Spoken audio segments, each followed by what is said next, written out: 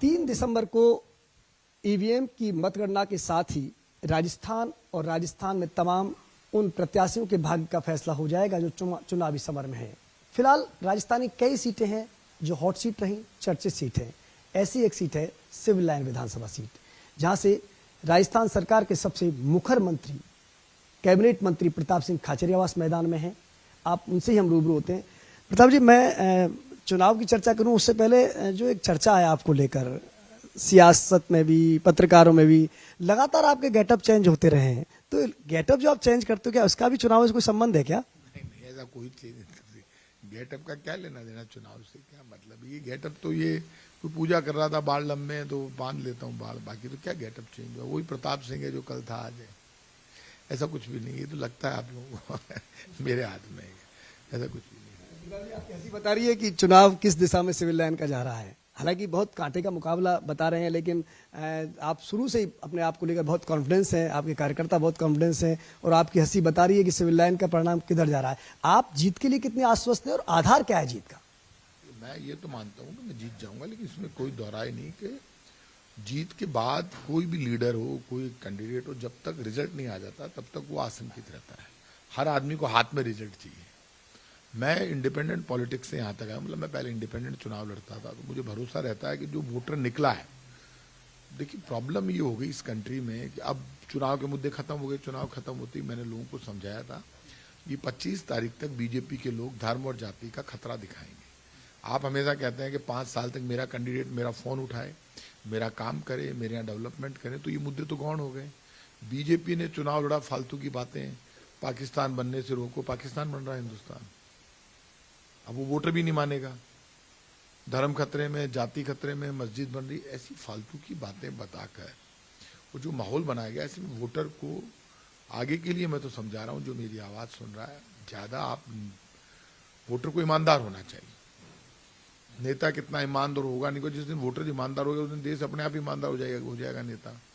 Voter जाति धर्म फालतू की बातों में उड़ जाओ, उसको सीधी बात करनी चाहिए। मेरे क्षेत्र में किसने काम किया, आगे मेरे क्षेत्र में मेरे प्रति क्या जवाबदेही होगी मेरे कैंडिडेट की, आप मेरे क्षेत्र में क्या क्या करेंगे, और मेरे प्रति क्या ये जवाबदेही निभा सकता है, क्या मेरे लिए काम कर सकता है, क्या मैं इस कैंडिडेट को जानता हूँ, क्या मैं इसका घर जानता हूँ, क्या मैं आ जा सकता हूँ।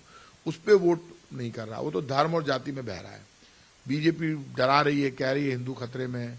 अब वो हिंदू अचानक खतरे से कैसे निकल गया? 5 साल तक हिंदू खतरे में नहीं था। कांग्रेस के शासन में कोई कानूनी व्यवस्था खराब नहीं थी, किसी के घर पे हमला नहीं हुआ, कोई दंगा नहीं हुआ, जयपुर में एक भी दंगा नहीं हुआ, और बीजेपी के राज में 48 दंगे हुए। अब वोटर को ईमानदार होना चाहिए, ईमानदारी से वोट करना चाहिए। वोटर को मैं हमेशा कहता हूं, आपको कोई कैसे प्रभावित कर सकता है? आप तो डायरेक्ट जानते हैं कैंडिडेट को। अब जो भी है, सबकी पेटी भाग्य पेटी में बंद है। जो भी होगा सब अच्छा होगा। मैं मानता हूं कि हम जीत जाएंगे, मेरे को ये उम्मीद है। आप कह रहे हैं कि लगातार ये मुद्दे कहीं ना कहीं हावी रहे, जो आप बता रहे हैं, धर्म पर, जाति पर उलझाया, लेकिन चूंकि आप 5 साल लगातार क्षेत्र में सक्रिय रहे, आपका 1-to-1 संवाद है कार्यकर्ताओं से भी, जनता से भी, क्योंकि हम भी लगातार आपको कवरेज करने जब आते थे तो आपका पूरा भरा रहता था पूरा ऑफिस। तो क्या आपकी कनेक्टिविटी कमजोर हुई जिसकी वजह से ये मुद्दे हावी हुए? कनेक्टिविटी मेरी उतनी ही थी। मैं तो कनेक्टर होता ही, रोज ही मिलता हूँ पब्लिक से, यहाँ भी मिल रहा था, पब्लिक में भी जा रहा था, मेरे को बहुत अच्छा रेस्पॉन्स था। लेकिन जो मेरे पास फीडबैक है, उस चुनाव में भी पता चल रहा था कि भाई आपको जितना जिस हिसाब से आपके वर्किंग के हिसाब से वोट मिलना चाहिए था, अब वो तो रिजल्ट पे पता चलेगा कितना आया, उस हिसाब से आपका सपोर्ट नजर आना चाहिए था। मतलब पब्लिक दिख रही थी, सब कुछ है, लेकिन ऐसा तो ना कि बीजेपी कहीं नहीं थी। वर्किंग के हिसाब से तो फिर सिविल लाइन में बीजेपी नजर ही नहीं आनी चाहिए थी। यदि वोटर ईमानदार होता तो फिर सिविल लाइन में तो बीजेपी का तो कोई लेना देना ही नहीं है। काम हमने किया तो हमारे साथ रहना चाहिए। वोटर ये तो चाहता है नेता ईमानदार हो मेरे प्रति, लेकिन मैं ईमानदार नहीं रहूंगा। यहाँ गड़बड़ है साहब। वोटर ईमानदार बने ना। वोटर तो काम के आधार पर उसको वोट करना चाहिए, कांग्रेस हो चाहे बीजेपी हो। हम जीत जाएंगे वो अलग इश्यू है, सब कुछ सिस्टम है। मेरी एक आदत है, मैं पब्लिक को भी सुनाता हूँ, तो अब पब्लिक को भी सुनने के लिए तैयार रहना चाहिए। बस भगवान जिता दे अच्छे वोटों से, फिर बात करेंगे पब्लिक से भी। ऐसे लोग नहीं होने चाहिए। और जो पाप कर रहा है ना, मैं जो पाप करूंगा उसका हिसाब तो मुझे देना। क्या वोटर बच जाएगा? क्या जो वोटर पाप कर रहा है वो भी निपटेगा? मैं तो कहा था लोगों को, तुम पाप कर लो, तुम निपटोगे, तय बात है। तो दुनिया में ये सब काम होता है। चुनाव जीतना नहीं जीतना, क्या होगा क्या नहीं होगा। अब जब तक चाहे आप राजस्थान में, चाहे प्रताप सिंह हो, चाहे अशोक गहलोत हो, चाहे वसुंधरा जी हो, चाहे कोई भी बड़ा लीडर हो, जिसके भी मतलब चुनाव का रिजल्ट नहीं आता था तब तक, जब तक पेटी नहीं खुले तब तक कुछ पता नहीं चलता।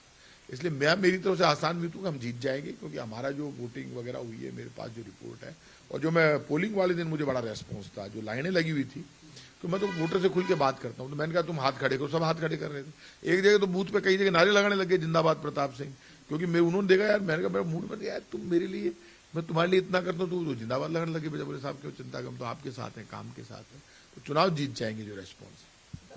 लेकिन आप कह रहे थे कि उनकी तरफ से भले ये प्रयास किया गया, लेकिन आपने तो लगातार जब हिंदुत्व की बात आई तो आपने खुद को भी हिंदुत्व कहा, आपने खुद को पूरा